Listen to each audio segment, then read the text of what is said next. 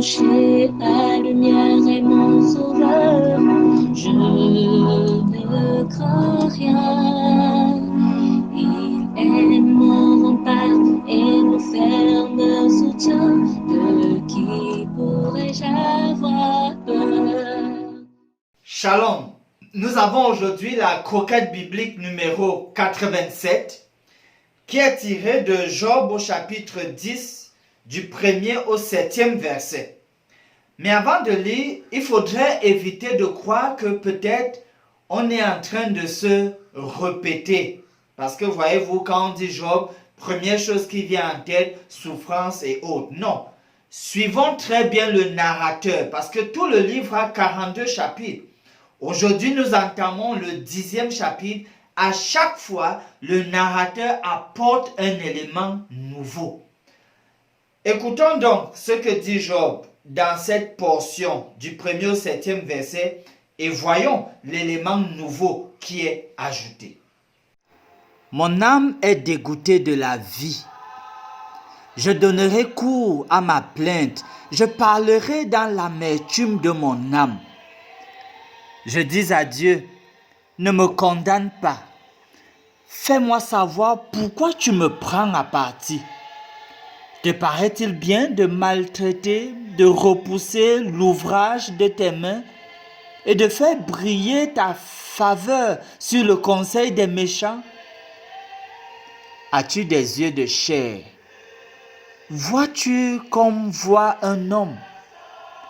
Tes jours sont-ils comme les jours de l'homme et tes années comme ses années, pour que tu recherches mon iniquité, pour que tu t'enquières de mon péché, sachant bien que je ne suis pas coupable et que nul ne peut me délivrer de ta main?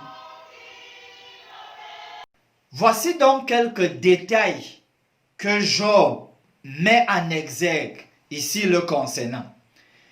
Il est en train de dire que voilà, sa vie est un fardeau et que son âme est fatiguée de demeurer dans son corps qui n'est qu'une misérable et foutue carcasse. Il continue en expliquant, voilà qu'il se plaint de ne pouvoir connaître la raison d'être et la fin du jugement de Dieu. Il supplie Dieu de ne pas le condamner. Également, il sait que Dieu ne se plaît pas à l'oppression. Et finalement, même comme les hommes suspectent son innocence à lui, il sait que Dieu connaît très bien son innocence. Voilà donc le maître mot. Job est fatigué. Fatigué après ces mois de maladie.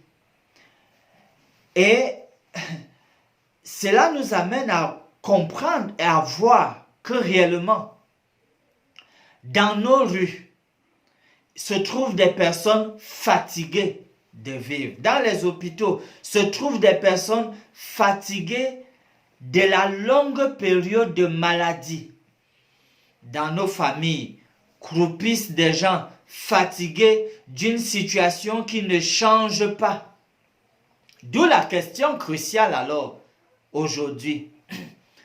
Que faites-vous lorsque vous êtes fatigué de la vie, de votre vie? Déjà, observons que ce n'est pas une honte à un moment de pouvoir se dire que vraiment on est fatigué de la vie. Ce n'est pas du tout une honte. Ce qui serait indiqué, c'est de parler à Dieu, même de ce qui nous énerve, et lui dire que vraiment ceci nous énerve. Et voilà pourquoi nous sommes fatigués. Et après avoir parlé à Dieu d'une manière sincère, d'une manière honnête, jusque dans les moindres détails, sur ce qui nous énerve et fait qu'on soit vraiment fatigué de la vie, fatigué de notre vie, il serait bien maintenant de garder silence. Parce qu'on a déjà tout dit. De garder silence et de se souvenir de cette promesse, la réclamer. Dans Lamentation chapitre 3, le verset 26, il est écrit « Il est bon d'attendre en silence le secours de l'Éternel. » Avoir donc à l'endroit de Dieu une attitude silencieuse pour voir qu'est-ce qu'il fera, ce Dieu plein d'amour, ce Dieu qui dans le passé a fait quantité de choses pour nous, pour vous. Que fera-t-il par rapport à cette situation actuelle? Simplement garder silence. Finissons donc par ce mot de prière. Bon Père Céleste, aide-nous à venir à toi et te parler lorsque nous sommes fatigués et dégoûtés à cause des tristes expériences de ce siècle présent. Écoute-nous, aide-nous à t'écouter. Donne-nous le discernement dont nous avons besoin. Que ta volonté se fasse dans nos vies. Au nom de Jésus, nous prions. Amen.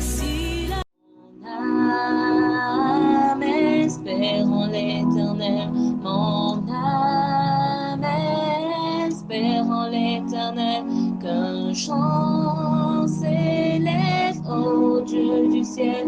Qu'un chant s'élève